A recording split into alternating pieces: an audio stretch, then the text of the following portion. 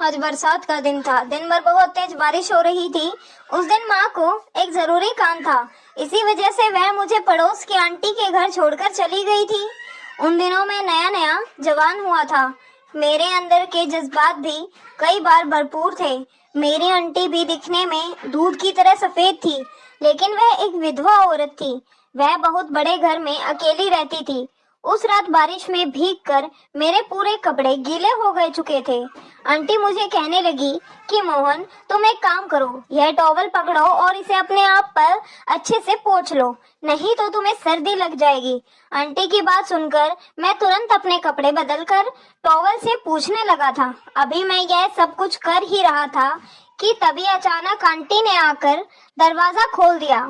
मैं सिर्फ टॉवल लेकर लपेट कर खड़ा था। आंटी ने दरवाजा बंद कर दिया और मेरे करीब आ गई। आंटी के जज्बात मैं समझने लगा था। उन्होंने आज बहुत ही सुंदर एक नाइटी पहनी हुई थी। वह मेरे करीब आकर कहने लगी, मैं सदियों से प्यासी हूँ, क्या तुम मेरी प्यास बुझाओगे? कि जिसे सुनते ही मेरे अंदर का शैतान जागने लगा। मैंने तुरंत लाइट बंद करते ही आंटी को बेड पर लिटाया और फिर हम दोनों ने मिलकर एक दूसरे को जो गर्माहट थी उसे अंदर बाहर करने लगे। आंटी जी भी पूरे जोश के साथ यह सब कहानी उस दिन की थी जब मैं अपनी माँ के साथ गोरखपुर गांव में रहता था।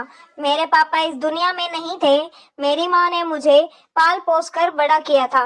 मेरी माँ लोगों के घरों में काम करके ही हमारा घर का गुजारा करती थी। हम लोग गरीब थे, लेकिन मुझे माँ ने बड़ी मेहनत से पढ़ाया लिखाया था। मेरी माँ मुझे कहा करती थी, बेटा अच्छे से पढ़ाई लिखाई करो ताकि कल को तुम्हें एक अच्छी सी नौकरी मिल जाए और जल्दी तुम्हारी जिंदगी में यह गरीबी भी खत्म हो जाए। मैं पढ़ाई तो पूरी शिद्दत से करता था, लेकिन जो मेरी संगति थी वह अच्छे दोस्तों के साथ नहीं थी। मेरे दोस्त मुझे अक्सर पढ़ाई से भटकाया करते थे। अक्सर मैं शाम को अपने दोस्तों के साथ बैठता तो वह मुझे बैठाकर वह वाली वीडियो दिखाया करते थे। शुरुआत तो मैं उन सबको मना कर दिया करता था, लेकिन फिर धीरे धीरे मेरी भी उन सब वीडियो को देखने में बड़ी दिलचस्पी सी होने लगी थी। मैं ताज़ा जवान हुआ था, इसलिए मैं अपने जज्बातों पर काबू ना पा सका और जो मेरे साथ दोस्त लोग करते थे मैं भी उन सब के साथ मिलकर वही सब करने लगा था। लेकिन मैं अपनी पढ़ाई में भी पूरा मन लगाकर पढ़ता था ताकि कभी माँ को मुझे बोलने का मौका ना मिले। इसी तरह मेरी जिंदगी भी खुशी खुशी गुजर रही थी।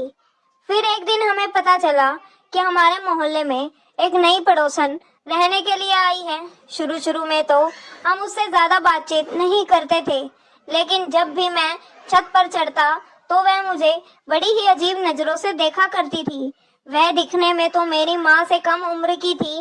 एक दिन मैं शाम को अपने दोस्तों के साथ बैठा, तभी वह कहने लगी कि मोहल्ले में तो एक खूबसूरत औरत आई है। सुना है कि वह विधवा है और उसका कोई भी नहीं है। जब मैं ये खबर अपने दोस्तों के मुंह से सुनी और अपनी माँ को बताया तो मेरी माँ भी मुझे कहने लगी कि आज ही मेरी उस औरत से बात हुई थी, वह बहुत ही दिल की अच्छी औरत है। मैंने माँ से कहा कि माँ, आपकी कब बात हो गई उस औरत से? तो माँ मुझे कहने लगी कि वह हमारे घर आई थी। वह कहने लगी कि उसके घर में पानी नहीं आ रहा है, जिसकी वजह से उसे हमारे घर में 2 बाल्टी पानी लेकर जाना पड़ा। तभी बातों ही बातों में उस औरत ने माँ को भी बताया था। माँ की बातों को सुनकर मैं भी ठीक ही कह दिया। अब धीरे धीरे माँ और उस पड़ोसन की दोस्ती भी बढ़ने लगी। अक्सर वह आंटी हमारे घर आया जाया करती थी। कभी माँ को भी उससे कुछ काम हो जाता तो कभी कभी आंटी को भी हमसे। एक दिन हमारे घर बैठकर वह चाय नाश्ता कर रही थी। तभी मैं बाहर से घर के अंदर दाखिल हुआ था तो माँ मुझे उस औरत से मिलाने लगी। मैं उस औरत को आंटी कहकर नमस्ते करने ही लगा था कि तभी वह मुझे कहने लगी कि बेटा, तुम मुझे आंटी मत कहा करो, इतनी भी मैं बूढ़ी नहीं हुई हूँ कि तुम मुझे सविता जी भी कह सकते हो। जिसे सुनकर मैं चुपचाप सिर हिला दिया था। तभी सविता जी मुझे कहने लगी थी कि बेटा, तुम मेरे बगल में आकर बैठो। और फिर उन्होंने मेरे कंधे पर हाथ रखकर माँ से मेरी पढ़ाई के बारे में पूछने लगी थी। मेरी माँ कहने लगी, इसने 11th की कक्षा कंप्लीट की है, यह पढ़ने में बहुत ही होशियार है, लेकिन अब इसके आगे की पढ़ाई के लिए मुझे टीचर की जरूरत पड़ेगी। लेकिन मेरे पास इतने पैसे नहीं हैं कि मैं इसके आगे। माँ कुछ बोलती ही नहीं वाली थी कि तभी आंटी तुरंत कहने लगी, क्या आप चिंता क्यों करती हैं? आप मुझे अपनी बहन जैसा ही समझो। आप कल से मोहन को मेरे घर पर पढ़ने के लिए भेज दिया करो। सविता कहने लगी, मैं पहले टीचर हुआ करती थी, लेकिन बाद में जो मेरी शादी हुई तो मैं बच्चों को पढ़ाना छोड़ दी थी। लेकिन तुम मेरी एक अच्छी दोस्त बन गई हो, जो कि बहन की जैसी हो, और मैं तुम्हारी मदद करके मुझे भी खुशी ही मिलेगी। तभी माँ कहने लगी, लेकिन हमारे पास इतने पैसे नहीं हैं। तो आंटी कहने लगी, इसकी कोई जरूरत नहीं है, वक्त आएगा तो तुम भी मेरी मदद कर देना। अब मेरी और माँ की दोस्ती हद से बाहर बढ़ने लगी थी। माँ ने मुझे कल से ही पड़ोस की आंटी के घर पढ़ने के लिए भेज दिया था। जब मैं आंटी के घर दाखिल हुआ तो उन्होंने बड़े ही प्यार से मेरा स्वागत भी किया था। आंटी का घर दिखने में बड़ा ही खूबसूरत था। आंटी ने मुझे एक सोफे पर बैठने के लिए कहा और उसके बाद मेरे बगल में आकर बैठ गई थी। आंटी ने फिर मुझे 1 घंटा बिठाकर अच्छे से पढ़ाया था। आंटी दिखने में बहुत ही ज्यादा खूबसूरत थी, लेकिन उनकी खूबसूरती देखकर कोई भी अंदाजा नहीं लगा सकता था कि वह एक विधवा औरत है और उनकी उम्र इतनी है। जब मैं पढ़ता तो आंटी बहुत गहरी निगाहों से मुझे बस देखा ही करती थी, लेकिन मैं उनसे कोई भी सवाल जवाब बिल्कुल भी नहीं करता था। आंटी बार बार मेरे सिर पर हाथ रख देती थी, और जब पढ़ाई खत्म हो जाने के बाद मैं घर के लिए निकलता तो मुझे कहा करती कि बेटा, तुम एक गिलास ये जूस पीकर जाया करो, तुम दिन बदन बहुत ही ज्यादा कमजोर होते जा रहे हो। मैं भी आंटी की बातों को मना नहीं कर पाता था, इसी वजह से जूस का गिलास भी पी लेता था। लेकिन अब रोज यही कुछ होने लगा था। मुझे भी आंटी बहुत ही ज्यादा अच्छी लगने लगी थी। मैं सोचता था कि पहले आंटी हमारी जिंदगी में आ जाती तो कितना ही अच्छा होता। अब मेरी माँ और आंटी दोनों बहनों जैसा रहने लगी थी। शाम को जब मैं अपने दोस्तों के साथ बैठता तब वह मुझे कहा करते थे, तेरे पास तो अच्छा मौका है उस औरत को देखने का, वह कितनी खूबसूरत है। जिसे सुनकर मैं बहुत ही गुस्सा होता कि वह मुझे पढ़ाती हैं और तुम गलत बात मत किया करो। अब धीरे धीरे मुझे भी आंटी बहुत ही ज्यादा अच्छी लगने लगी थी। अब मैं भी आंटी के करीब आकर चुपचाप बैठ जाया करता था। मुझे आंटी से बात करने में शर्म नहीं आती थी। मेरी माँ घर के काम काजों में बिजी रहा करती थी, तभी आंटी के घर में चला जाया करता था। आंटी और मेरी दोस्ती भी अब बढ़ती ही जा रही थी। मैं आंटी के साथ पूरा फ्रेंडली हो चुका था। मैं उनसे हर बात शेयर करता था जो मैंने कभी अपनी माँ से भी ना की थी। एक दिन आंटी मुझे पूछने लगी कि तुम तो जवान हो और तुम्हारी उम्र के लड़के तो गर्लफ्रेंड रखते हैं, क्या तुम्हारी कोई गर्लफ्रेंड नहीं है? जिसे सुनकर मैंने कहा कि नहीं आंटी, मेरी कोई भी गर्लफ्रेंड नहीं है। तभी आंटी कहने लगी, क्या तुम्हारी चाहत नहीं होती? मैंने आंटी को गहरी आंखों से देखने लगा था। आंटी के अंदर एक अजीब सी चाहत नजर आ रही थी। मैं कभी समझ ही नहीं पाया। अब आंटी रोज मुझे एक गिलास जूस पिलाती थी। धीरे धीरे मेरी 12th भी कक्षा के एग्जाम भी नजदीक आने लगे थे। इसी वजह से मैं आंटी के घर देर रात तक पढ़ाई करता था। माँ भी मुझे इस बात से मना नहीं करती थी, लेकिन जब भी मैं वह जूस का गिलास पीता तो मेरे शरीर में कमजोरी सी आने लगती थी। मेरी आंखों में तुरंत नींद आने लगती थी और मैं वहीं तुरंत सो जाया करता था। जब मैं सुबह उठता तो मेरा शरीर पूरा अकड़ जाया करता था, मानो जैसे मैं बहुत ही काम किया है। जब मैं अपने कपड़े भी देखता तो मेरे कपड़ों की हालत भी खराब हुई होती। मुझे लगता कि शायद ज्यादा पढ़ाई करने की वजह से मुझ में अब दिन ब दिन थकावट हो रही है। इसी वजह से मैं ज्यादा ध्यान नहीं देता था। आंटी भी सुबह सुबह मेरे लिए फ्रेश ब्रेकफास्ट बनाकर मेरे सामने रख देती थी, जैसे मैं बड़े मजे में खाता था। उसके बाद मैं अपने घर के लिए रवाना हो जाता था। घर आकर माँ मेरे सर पर हाथ रख देती, कहती मेरा बच्चा दिन रात खूब मेहनत करता है, देखना भगवान इसकी सफलता का फल जरूर देंगे। अब दिन ब दिन पूरा लगन के साथ मैं पढ़ाई किया करता था, लेकिन अब मेरे अंदर दिन ब दिन कमजोरी होती जा रही थी। मेरा चेहरा पहले से मुकाबले काफी ढल चुका था। जब भी मैं शाम को आंटी के घर पढ़ने के लिए बैठता तो आंटी मुझे जूस का गिलास पकड़ा देती, जिसे पीने के बाद मुझे तुरंत ही नींद भी आने लगती। रोज इसी तरह मेरे साथ हो रहा था और सुबह उठने पर मेरे कपड़े पूरे गीले होते। शर्म के मारे मैं इस बारे में आंटी से कोई बात नहीं करता था।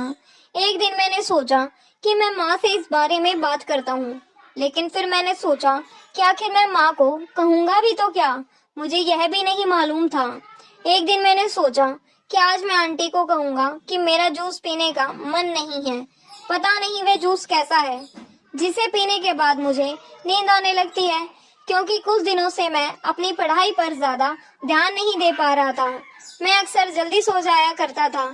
इसी वजह से मैं यह कहने के लिए किचन में गया तो मैं तभी देखा कि आंटी उस गिलास के अंदर एक गोली मिला रही थी।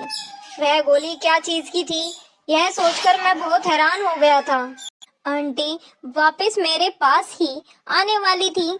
इसी जैसे मैं चुपचाप तुरंत भागता हुआ जाकर सोफे पर बैठ गया और फिर ऐसा जाहिर करने लगा जैसे तो मुझे तो कुछ मालूम ही नहीं है। अब मैं मन ही मन बड़ा ही परेशान हो रहा था कि आंटी ने उस जूस के गिलास में आखिर क्या मिलाया था। कहीं आंटी मेरे साथ कुछ गलत तो नहीं कर रही। मेरे अंदर अब बहुत सारे सवाल चलने लगे थे। कहीं मुझे नींद इसी वजह से तो नहीं आ रही थी, कहीं आंटी मुझे नींद की दवा दे रही हो। मेरे मन में सवाल चलते ही जा रहे थे। इसकी वजह से मेरे माथे से पसीने भी छूटने लगे थे। तभी आंटी मेरे पास आई और कहने लगी, क्या बात है मोहन बेटा, तुम्हारे माथे से इतना पसीना क्यों छूट रहा है? मैंने कहा कि पता नहीं आंटी, तबीयत कुछ ठीक सी नहीं लग रही। तभी आंटी कहने लगी, यह लो तुम जूस पी लो, देखना तुम्हारी सेहत कितनी अच्छी हो जाएगी। लेकिन मैं आंटी को मना भी नहीं कर पा रहा था। मैं आज जानना चाहता था कि आंटी मेरे साथ आखिर ऐसा क्या कर रही हैं। मैं मन ही मन में अपनी माँ और अपने भगवान को याद कर रहा था। माँ भी मेरे बगल में ही नहीं थी, मैं उन्हें कुछ बता सकता। तभी आंटी का एक फोन आया और वह फोन लेकर बाहर चली गई।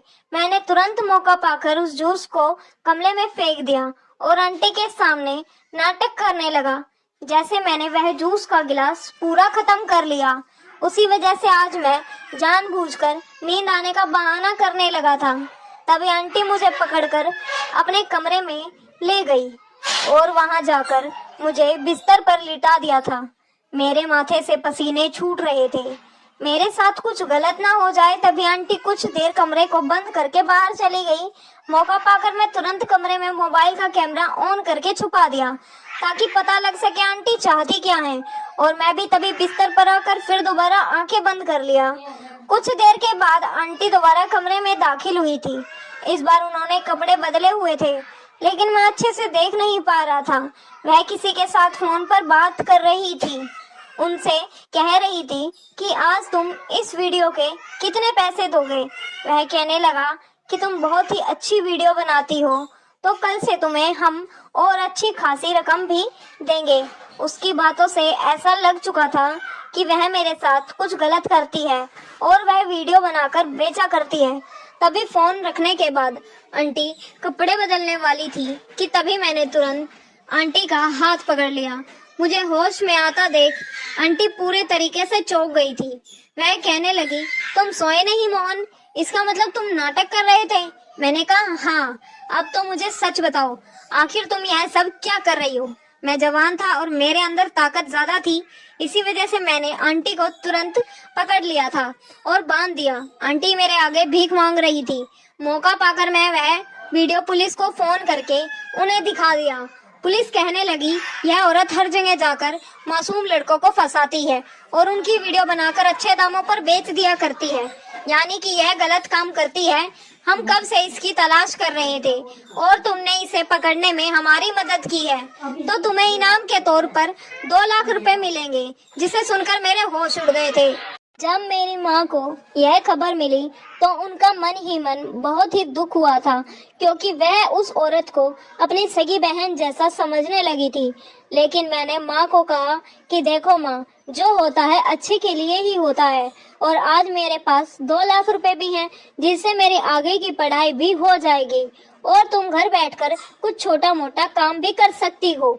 इसी तरह साल भी बीत चुका था और मैं अपनी पढ़ाई में पूरा टॉप हासिल किया था। इसी वजह से मुझे जल्दी ही एक अच्छी नौकरी भी मिल गई थी। अब मैं खुशी खुशी अपनी माँ के साथ रहने लगा था। तो दोस्तों, आप लोगों को यह कहानी कैसी लगी कमेंट करके जरूर बताइएगा।